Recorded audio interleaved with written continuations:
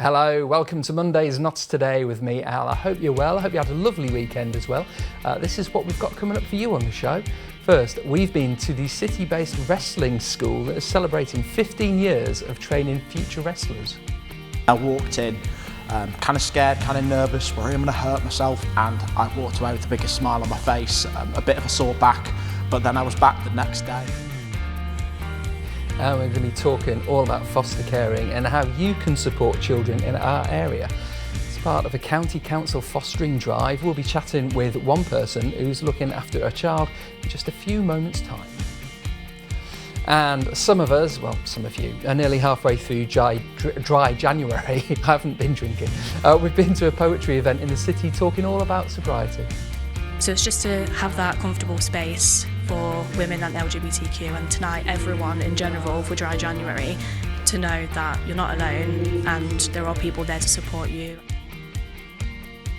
And we're going to be hearing how you can get involved with some Robin Hood folklore as well. It's happening this weekend at the iconic Sherwood Forest. The fabled forest will host 2 days of events at the Visitor Centre on Saturday and Sunday. And the forest's own Sheriff of Nottingham will be here to tell us all about it and what that is. Very scary. And we've got a bumper sport as well, including Nottingham Forest. They're through to the FA Cup 4th round after their 2-0 win over Luton. I think the players that came in do well. It's not easy to be sometime not playing, and all of them were organized, were committed. Of course, there was not. There's some details, but that's normal. But happy. There you go, we've got all that and loads more to start your week. First then, it is time for our first great guest of the show. Laura is a full-time working mum of 3, so she's pretty busy. And then after a conversation with her eldest daughter, she's also now a foster carer, and she converted her small home office into a bedroom. Notts County Council is still looking for more placement homes, so Laura has come here to tell us all about her amazing story and how you can get involved as well. Thanks for finding the time. Yeah, no worries. Very busy to come Pleasure to be here. So how did you get involved then? What's your fostering journey? Was it something that you were always interested in? Or? Absolutely not, no. Didn't put myself out to be a foster carer. Like you've just said, I've got 3 children of my own.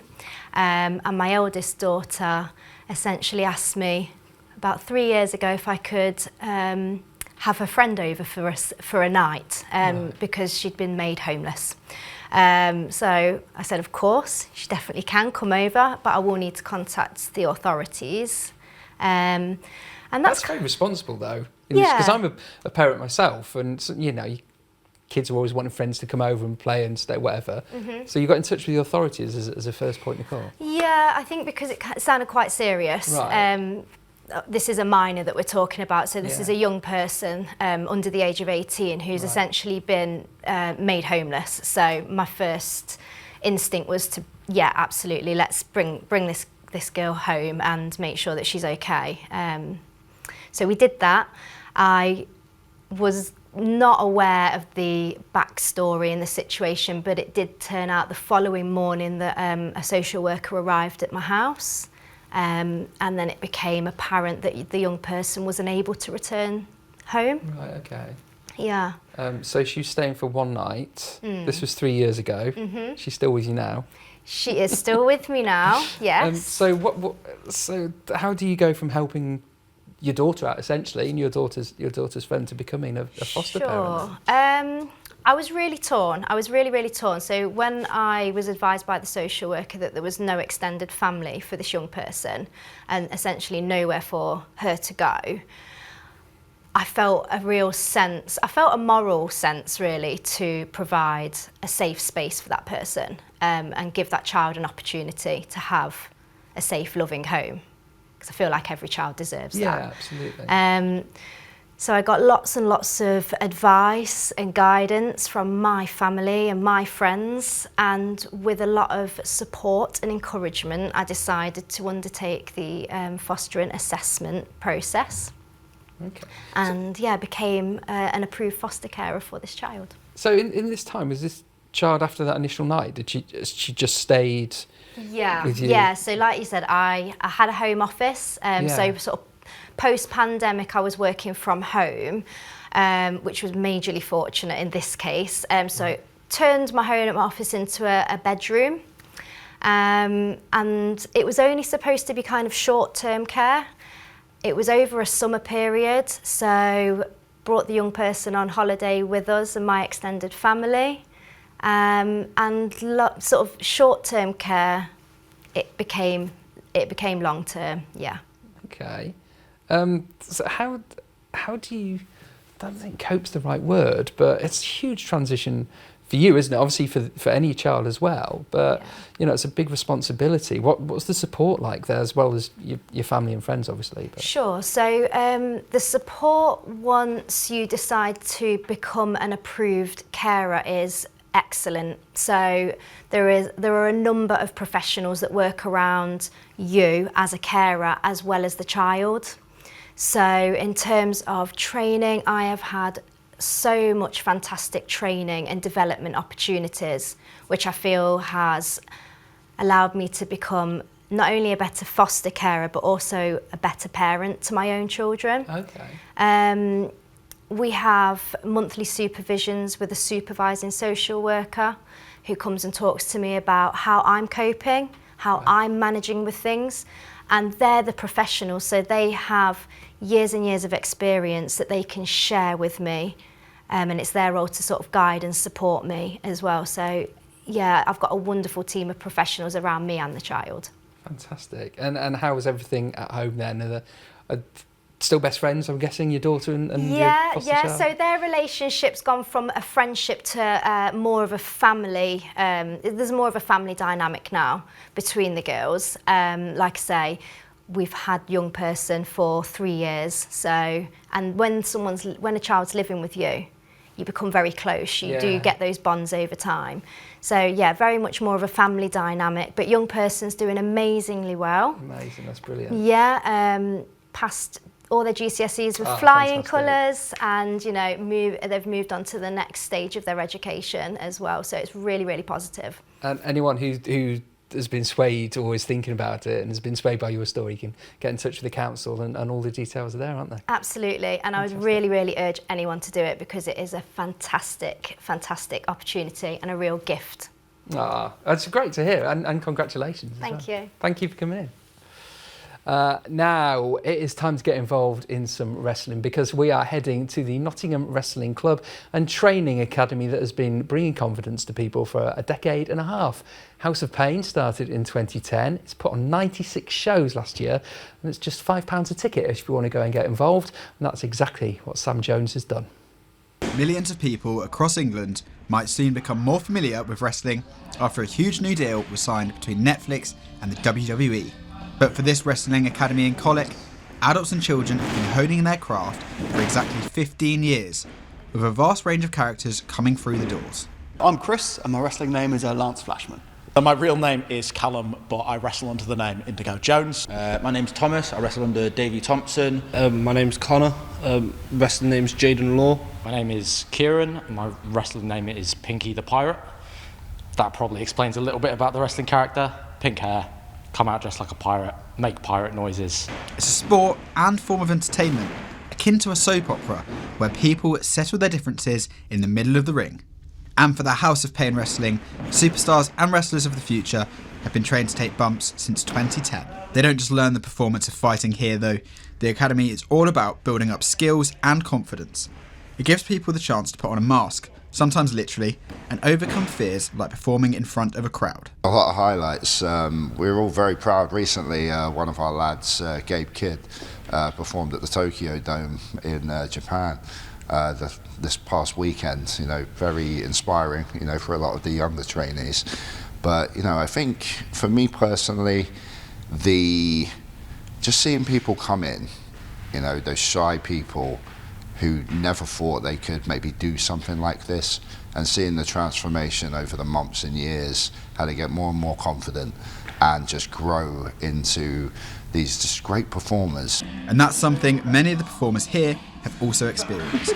I remember my first day walking through this door and being absolutely terrified. I came on one of the free open days that House of Pain does, just on a whim. I was a wrestling fan. We'd just come out of lockdown, and I was kind of gained a bit of lockdown weight and thought this might be the way to shift it. And I walked in kind of scared, kind of nervous, worried I'm going to hurt myself. And I walked away with the biggest smile on my face, a bit of a sore back. But then I was back the next day. Now I'm on that other side where I see people coming through who are scared and it's their first time, and I remember what that's like. So it's nice to be able to go over and lend a kind ear to those people. 15 years on, and the Academy is still teaching new members the arts of locks, throws and slams, and putting on shows for the local community. Sam Jones for Notts TV. Right, let's have a look at what else is happening in Notts today. 3 teenagers have been arrested after police seized a machete in Nottingham. Officers attended Bracebridge Dive in Bilborough at about 9:20 on Sunday evening after a break-in at a flat. A group of youths were seen attempting to flee the address. After a search, and officers found a machete inside a bag within the flat. 3 boys, 2 aged 15 and 1 aged 16, were arrested on suspicion of aggravated burglary. Anyone with help can call Foursome 101. Nottinghamshire Police have secured nearly 30 sexual risk orders against men to protect potential risk against women and young girls. The orders impose restrictions on a person a court deems as a risk of causing sexual harm to the public, even if no offence has been committed. The force says it has 29 of these orders across the city and county. If an individual breaches the order, they face prison for 5 years. Right, so we're going to be looking at a big sport on the way next, as well as how you can get involved with it.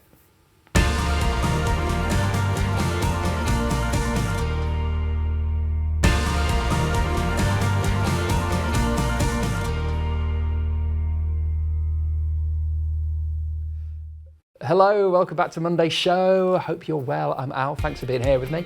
Now, let's see what's happening, shall we? Well, more than 100 people have signed a letter that urges Nottingham City Council not to change the way it funds community centres. The Labour-run authority spends more than £600,000 in total subsidising facilities, but it could alter the model and could ask centres to pay as much as £30,000 each a year. Part of plans to balance budgets next year. A protest was held at the end of last year calling for the plans to be shelved. Now more than 100 people have signed a letter by the Nottingham Post newspaper calling for the same thing. And police say targeted action across Newark and Sherwood has led to a significant rise in drug offenders and shoplifters being caught. Nottinghamshire Police say there's been a 24% increase in the number of shoplifters either being arrested, charged or sanctioned during the last calendar year. Most of those offences took place in Newark, Blytheth and Ollerton. The force says there's also been a 67% increase in drug offenders being apprehended, with a lot of it taking place in Newark. Now, this is an amazing fact. If you go back to sport after being diagnosed with breast cancer, your chances of getting secondary cancer drop by 40%. And that's according to stats by Breast Cancer Now. That's a charity which has teamed up with the Nottingham community dedicated to keeping women fit all year round, Her Spirit. They're working with the charity to look into vital role exercise plays and its relationship with affecting breast cancer in a positive way. The founders, Mel Berry and Holly Woodford, are here now to tell us all about the partnership and the new podcast and everything they've been up to as well. Thanks for coming in. That's an incredible statistic. 40% is huge. And so many people, like you've just said, are really surprised and they go, wow, that is a massive percentage. If you look through the lens of things that people have a greater understanding, chemotherapy, that's 5%. And that 40% is just a massive difference. So look, any woman that has been and is on a breast cancer journey, please, please, please be active, because it will make such a significant difference to your life. What level of activity are we talking? I know you can't be too specific, but I mean, it's not being sport and going out and running the 1,500 metres tomorrow, or what sort of level are you It's talking? really just about being active, Al, because certainly if you've had breast cancer and you've been through chemotherapy in particular, it's really tough just to get back into everyday life, let alone starting an activity journey or restarting. So literally moving, walking, raising your heart rate, that's considered being active enough for your health. So ideally, we all should be trying to do about 150 minutes of heart-raising activity and a couple of sessions of strength training every single week to keep us all fit and healthy. Yeah, I'm planning to start mine next year. But that's, I know this is something you're always so passionate about what you do anyway, but just that statistic alone is reason enough to get involved, isn't it? And if you look down the strengths conversation, that 1 in 2 women over the age of 50, that's a me of this world, are breaking a bone due to osteoporosis, because they're not strong enough to then be able to do what they need to. They have lost that muscle mass. Their bone health has probably deteriorated because they're not doing enough movement. So it's so important. And I think, look, every time we come on and have conversations with people like yourself, Alex, just start with something really simple. We started Her Spirit because we wanted to inspire women to thrive and take on different activities, different kind of challenges. So please, if you're not on a breast cancer journey, you want to get active, come and join the community, because we can guarantee that we'll get you into lots of mischief. It's all legal, and you'll have the biggest smile on your face. Do you know, I feel like I always joke whenever I'm talking to you, going, oh, I'm going to get through one. But you do get to that point where, and certainly with an age thing, like I'm 47, I know I'm a man, but it is that thing where it's like, well, actually, if I don't, then the future could look a lot bleaker. So it's a necessity, isn't it? Just moving and exercise. Yeah. With that in mind, you're always up to something. What's the next thing you're up to? Oh, well, so... Not for me, for women, yeah, obviously. So we've turned into 2025, and I love running, so I'm going to be doing a lot more running this year and looking to raise awareness for women to be more active through a variety of different ways. So I'm hoping to take on a few ultra running challenges and hopefully break 100 miles this year. Wow, that is ultra. What about you, Mel? I'm going to go down the running route. So I've done lots of swimming. I always come and talk about that. Last year I tried to take on a cycling challenge that unfortunately didn't get to the end. But yeah, I'm going to take on my first ultra. Why? Because I am a woman in my 50s, and we've talked about the importance of strength training. 12 months ago I had a total hip replacement, and I think that it's very easy to become debilitated by circumstances that happen in your life. And I want to prove to every woman, any woman, especially women in their 50s that are sometimes forgotten because of their kind of age, you can do things that you never thought possible. Asked me that. I did 6 miles yesterday. My legs are a little bit kind of stiff, but yeah, look, we're kind of raising that conversation around how it's a really important thing to do no matter your age. And the community as well. And I know certainly this time of year, you know, it's dark. I know my fiance wants to go out running after school, after the kids, but it's dark at 4 o'clock, and there's the safety element, isn't it? So I know that is part of the community of getting together in the things you do. I know we don't like to talk about Derby, but you're heading over that way, aren't you? Bless you. We are. And the thing you bring up about safety, it's really massive for women. There's been multiple surveys done, and they will all tell you that most women fear walking or running alone at night, but also during the day. So what we're seeing is women having to make a really difficult choice between their safety and their health, which is why we're starting another campaign to try and see if we can solve some of these problems, see if we can try and get the government and those who are distributing funds to actually make sure that women get 50% of the funds, because we know they're not getting them, and what that means is there isn't enough money to do things like put more lighting in place in local areas, to provide more groups that women can join so they don't have to be active alone. So there's a really big challenge there, that if we are to try and get more women active, and they're less active than men, which is why we campaign on this basis that we want to do that. So hopefully some of the viewers here will listen to this and get involved in some of our activism that we're going to be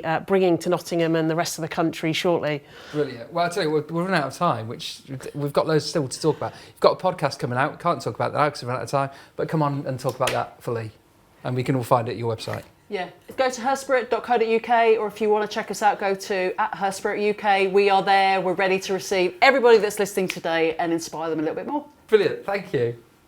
I love it. I love my producer always goes, run out of time. It's like, well, we've got Mel and Holly. That's not even, they're not going to pay attention to that. Right, let's crack on with sport now, because Forest are through to the 4th round of the FA Cup. They beat Luton 2-0 at the weekend. Ryan Yates and Ramon Sosa got the goals, and it was a very good job as well, because head coach had Danilo back. It's made him very happy. I think the players that came in do well. It's not easy to be sometimes not playing, and all of them. were organized, were committed. Of course, there was not. There's some details, but that's normal. But happy because it was important to continue. I think in the training ground helps. The routines, they are knowing each other better, and when comes the moment to play all of them at the same time, what is important is the communication, the interconnection between them, the help, and that was there. That was good. Sometimes they come from the bench and they give us the impact that we need, and when they start, they are doing well. I repeat some things. Of course, it takes time. It takes time to all the players to settle down. But as a squad, I think this is how we should be. There you go, very happy Nuno. It wasn't to be for Forest women, though. They were knocked out of the FA Cup by Newcastle. Jasmine McQuaid got the only goal of the game as the Toonami forced Forest into their first loss in all competitions of the season. Magpies are a league above the Reds. Carly Davies' side had chances to score in the second half, but they came away empty-handed. Next for them is an away trip to Sporting Calce in the league on Sunday. No FA Cup action for Mansfield though. It was a frozen pitch that put an end to that against Wigan. The Stags will instead play that match tomorrow night. Their previously scheduled game against Exeter City has now been postponed. Speaking after the decision was taken, FA referee Wayne Gray explained why the game couldn't go ahead. Obviously we've had really cold temperatures over the last few days. I've also considered what the temperatures are tomorrow. Come down with the groundsman, we've had a look at the field of play. Obviously you can see from behind me the ground covers are on, but the ground is really hard. We've had a deep frost overnight. There are areas where the ground is really hard. You can't get a stud in it, you can't get a metal pole in it, particularly where there's divots and marks from the other game on Tuesday night. And taking into consideration the fact that it's giving out really cold temperatures tonight and the fact that the ground is in shade for the majority of the day, then I don't think there's any chance of it thawing out sufficiently. Notts County's league game at Grimsby was also called off because of a frozen pitch. They were due to travel to Lincolnshire for a 12:30 kick-off on Saturday. The match was called off early in the morning and the Pies put out a statement saying they were frustrated with the decision because fans had already set off. The club said any fans who'd bought tickets will have loyalty points honoured. There isn't a date for the replay yet, though. In ice hockey, it was a weekend of mixed fortunes for the Panthers.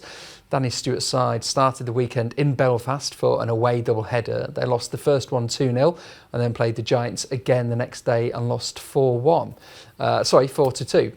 It was then to Scotland on Sunday. They played Dundee Stars. They got a win there, 4-1. But that means the Panthers are fourth in Elite League, and because it was all away fixtures, it means you don't get to watch them on Notts TV this week, but there are 2 home fixtures next week, so you get to see it then. It's all on the website.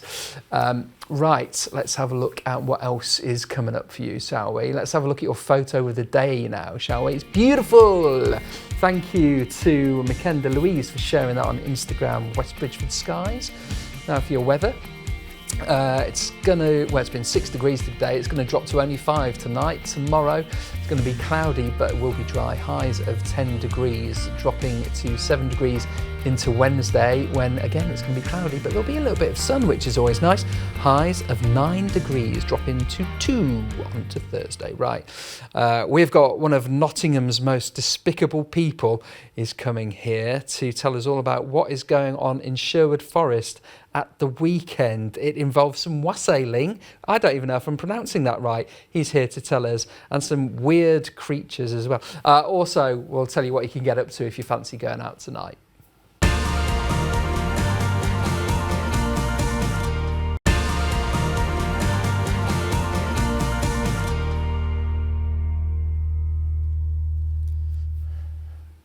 Hello, welcome back to Notts Today with me, Al. Thank you for being here. This is what's happening in your county. Nottingham City Council's financial situation is improving. It's no longer declared as terminal. The Labour-run authority effectively declared bankruptcy in November 2023. It's been taking various budget-cutting measures over the last 18 months, and now Deputy Leader Ethan Radford has said its proposed budget gap for the upcoming financial year has fallen from 69 to just over £23 million. The council was also expecting to get £25 million in exceptional finance support from the government. Now, dozens of drivers were charged with either drink or drug driving during targeted police operations over Christmas and the New Year. A total of 168 people were tested for either drink or drug driving on the roadside during the operation. It ran over the festive period to improve road safety. Of those people, 84 were charged with criminal offences, including 2 people who blew more than 4 times the legal drink drive limit. In a statement, the force said it hopes at least 1 fatality was prevented. Right, let's have a look at what is happening in your Monday night across Nottinghamshire. If you fancy wrapping up warm and getting out, this is what we can do to kickstart your week. Starting with something a bit different. It's over at the Cock and Hoop, chance to get creative in the Lace Market Hotel with their paint night. You can enjoy some drinks and have a bit of a laugh as you get messy with paint. Tickets are £32 for that. Still quite a few of them left if you fancy doing something last minute. Or something equally as lively, probably equally as messy as well. You can head to Unit 13 for the Dirty Mondays night. Doors open at 10:30. You can get your tickets online now, they're just £5. Or Osbar are running Loose Mondays. That starts at 9 p.m. That's probably going to be as messy as the other 2. Right, something that is happening this weekend now involves our next great guest. You can join the Sheriff of Nottingham, Robin Hood, and the Whitby Krampus Run for 2 days of tradition and folklore in the forest. You'll be making lanterns and birdseed shakers as well. That is the most sensible thing that's happening, because then it all gets a bit crazy.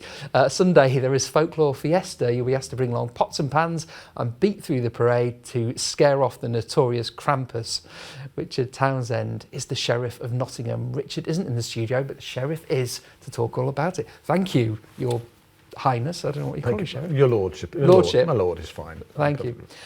So what can we expect to see at the weekend? Well, wassailing is a tradition of blessing the tree. So obviously the most iconic vessel of tree in Britain is the major oak right here in the heart of Sherwood Forest. So it needs blessing, it needs our support, it needs our love, and that's the way we do it, by wassailing it. So wassailing is a ceremony. It involves some blessing. There's a little poem, but to start we have to make a lot of noise, because we have to frighten off these. We have to frighten off the bad spirits, the winter spirits, chase them away. And we do that by making noise. So we want people to bring pots and pans, whistles, anything to make a racket. This is a perfect time to make a noise. So the Krampus. So you're teaming up with Robin Hood. You two are friends. The one thing that myself, Robin Hood, Maid Marian and the Outlaws agree on is we all love Sherwood Forest. So this is the one occasion I'm declaring an amnesty. He's got 48 hours of allowing himself into my presence, and he's going to work with me to bless the tree. Obviously, the second that 48 hours expires, he's a hunted man again, and I want to see him strung up. But for this occasion, the one thing we definitely agree on is we both love Sherwood Forest. So you're uniting to defeat the Krampus? Yes, it's not really about defeating, it's just chasing them off. They come back, they're winter spirits, we're coming out of winter, hopefully. So we want to frighten them away, we want to scare them off, and that allows spring to come in and the new growth, and allows us to bless the trees. So we need to chase them off first. So noise is the key. Well, I was going to say, before we get onto that, which is just a brilliant thing for kids to come along, because the amount of times, I don't think very many situations where you say to children, make more noise. Certainly not indoors, this is an outdoor event.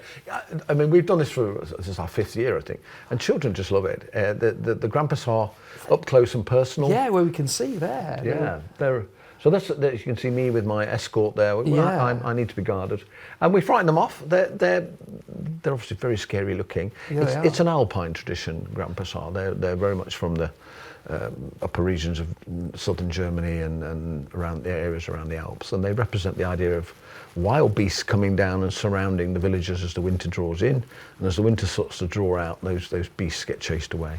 So we've imported that a little, linked it to our traditional English wassailing, and we've got, we think, a perfect event.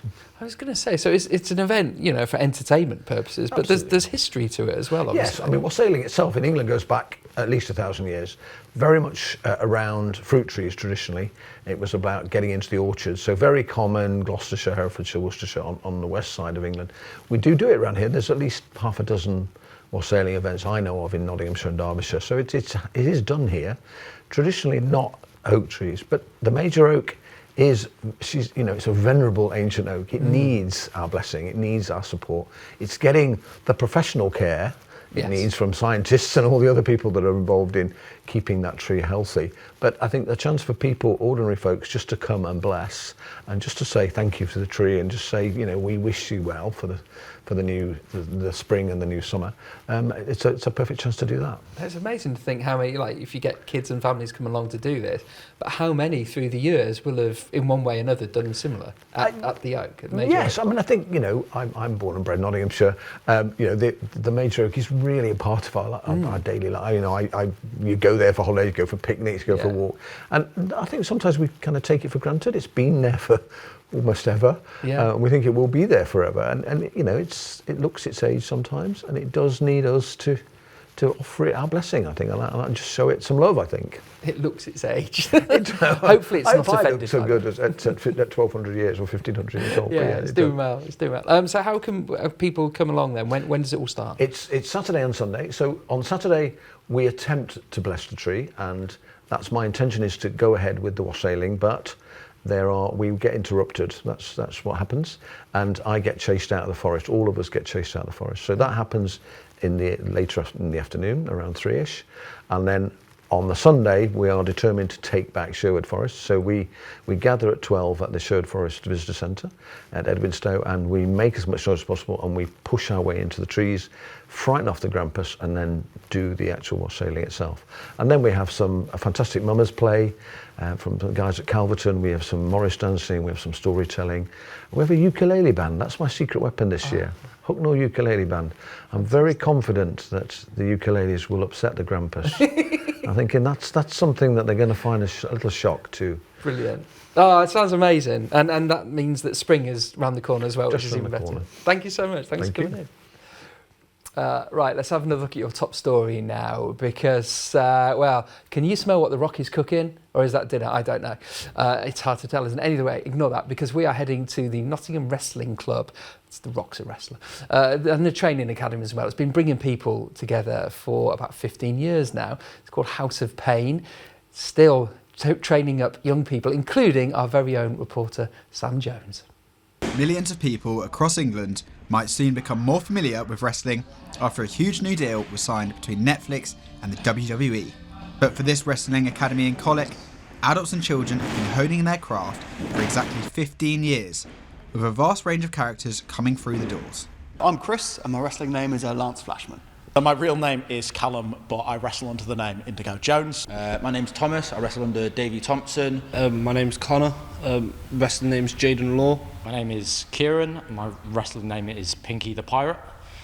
That probably explains a little bit about the wrestling character. Pink hair, come out dressed like a pirate, make pirate noises. It's a sport and form of entertainment, akin to a soap opera, where people settle their differences in the middle of the ring. And for the House of Pain Wrestling, superstars and wrestlers of the future have been trained to take bumps since 2010. They don't just learn the performance of fighting here though. The Academy is all about building up skills and confidence. It gives people the chance to put on a mask, sometimes literally, and overcome fears like performing in front of a crowd. A lot of highlights. We were all very proud recently. One of our lads, Gabe Kidd, performed at the Tokyo Dome in Japan. This past weekend, very inspiring, for a lot of the younger trainees. But, I think for me personally, just seeing people come in, those shy people who never thought they could maybe do something like this, and seeing the transformation over the months and years, how they get more and more confident and just grow into these just great performers. And that's something many of the performers here have also experienced. I remember my first day walking through this door and being absolutely terrified. I came on one of the free open days that House of Pain does, just on a whim. I was a wrestling fan. We'd just come out of lockdown, and I was kind of gained a bit of lockdown weight and thought this might be the way to shift it. And I walked in kind of scared, kind of nervous, worried I'm going to hurt myself, and I walked away with the biggest smile on my face, a bit of a sore back.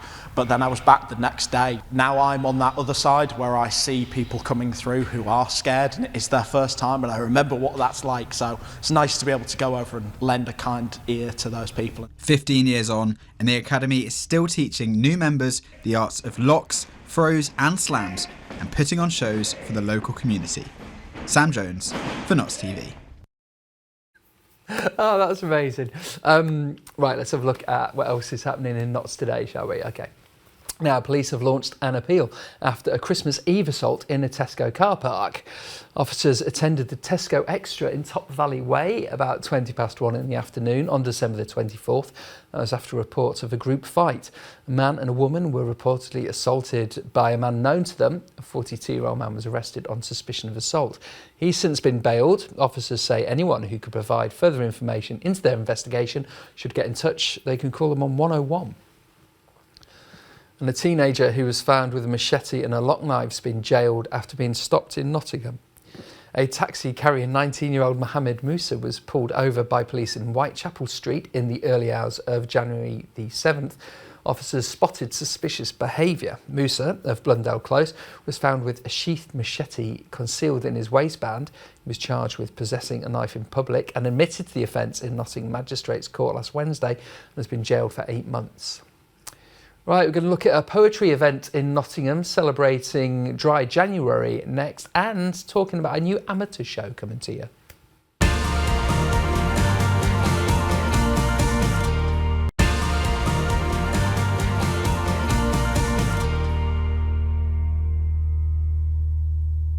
Hello, welcome back to Monday's show. I'm Al, I hope you're well. This is what's happening in Notts today.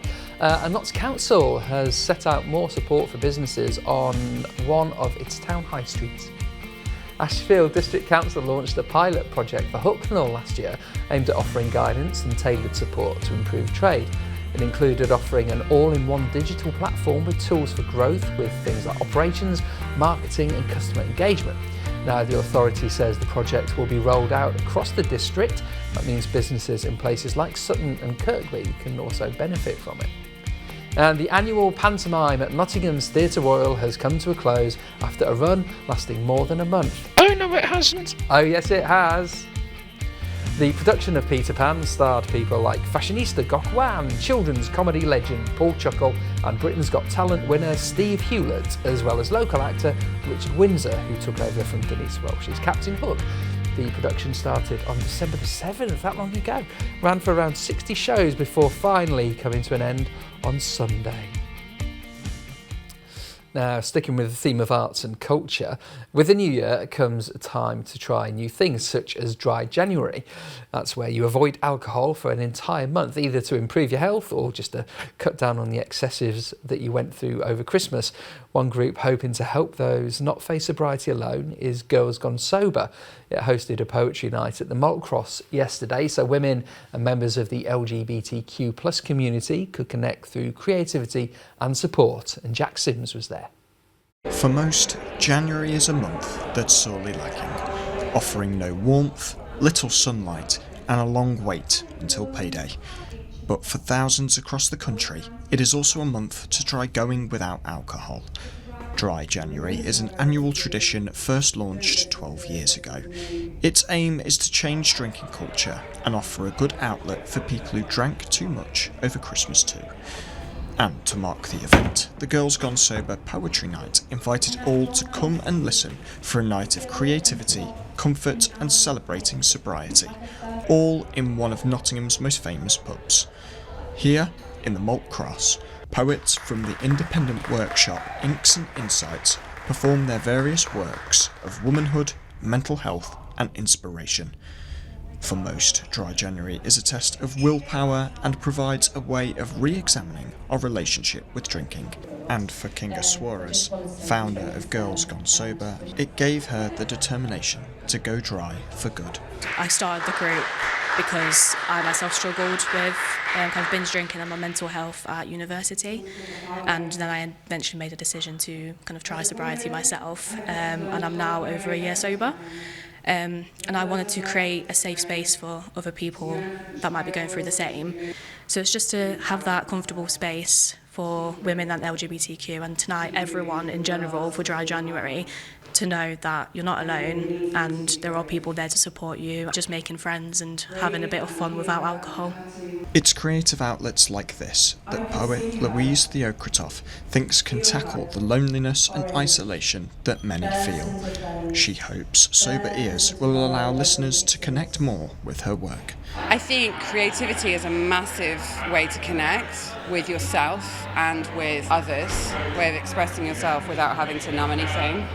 Like, I've performed at things, at festivals and stuff, where people are drunk and it's really distracting. It's really nice to be here today, and people are paying attention, they're connecting, and we can actually offer something that they're able to receive. It's really beautiful. Although a pub may seem like a strange choice for a dry event, the Malt Cross says it is a safe and supportive space to try sobriety too. Events like this give an opportunity to build a community and feel a little bit less alone. So we're just happy to facilitate that kind of thing. Powerful Words is just one way Nottingham is knocking back against alcohol this winter. Jack Sims for Notts TV.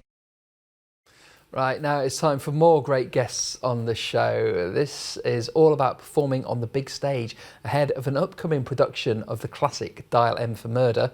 It's part of the West Bridgford Amateur Dramatic Society, and this piece is a crime thriller where you'll witness an attempted murder gone pear-shaped, and then detectives and witnesses piece it together to find the man behind it. Rehearsals for the show started in November. The big performances start on the 4th of February. Director Rob Dixon and actor Charles Andrews are here now. Thank you for coming in. So you are about halfway through then, aren't you? Well, if you take out Christmas and all that between the start of rehearsals and the actual performance. So how is it all going? It's going okay so far, I think. The actors have got their books down, which means that they've learnt their script, which is good. And the set is basically done and built, so that's good. And it's just finessing it over the next few weeks to get it nice and slick and ready for the audience to come and watch it. Fantastic. So Charles, so you're acting in it. Yes. Tell me about your character and about... So my character is Max Halliday, and he is Sheila's affair partner. And they met in New York City.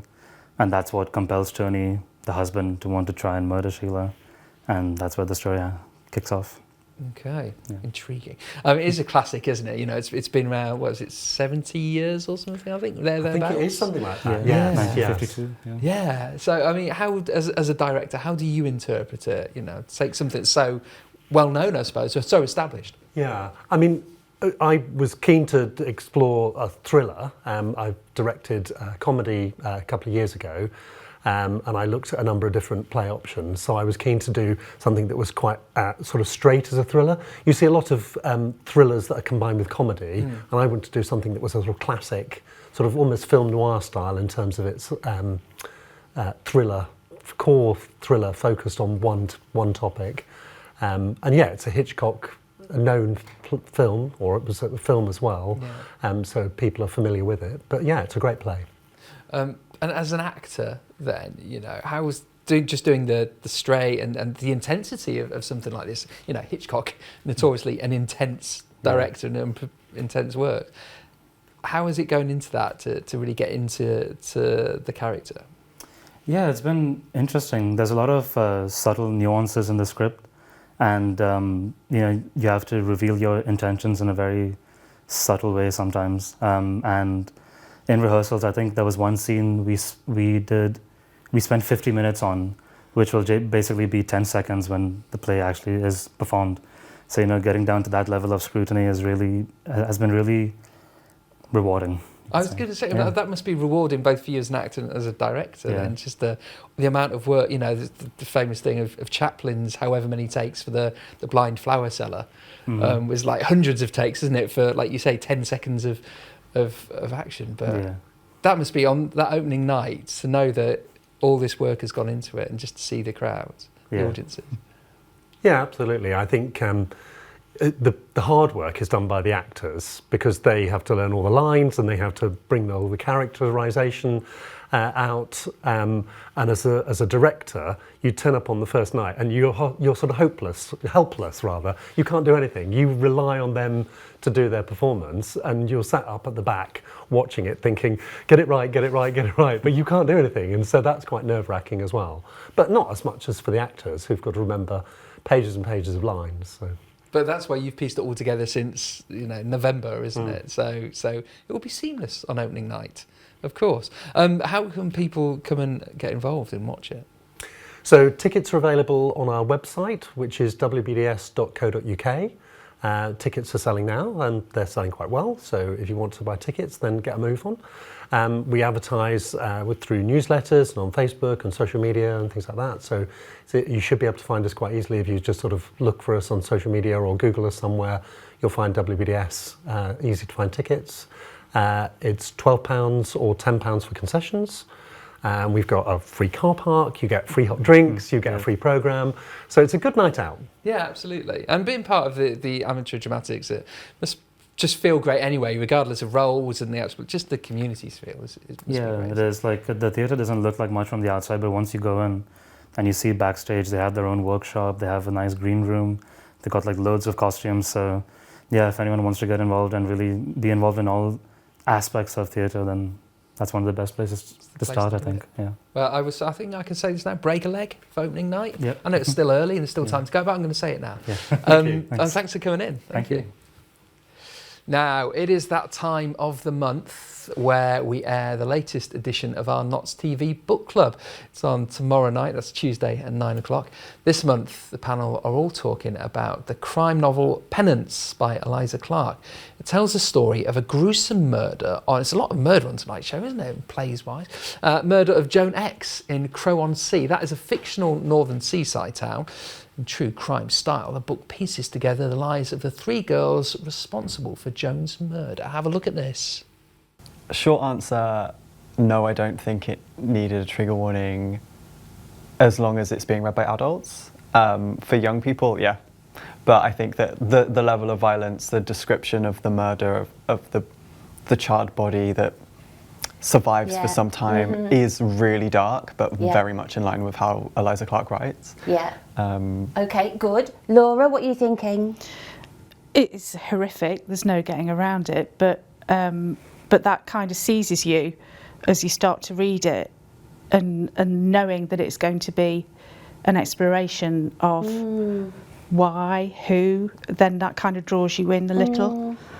I can see it in your face, Laura. You're not happy with it. But you feel a bit awful being drawn in by it in a way. Exactly. So what did you think, Adam? Was this a compelling start for you? It was, and I think I totally agree. It does draw you in to the point where...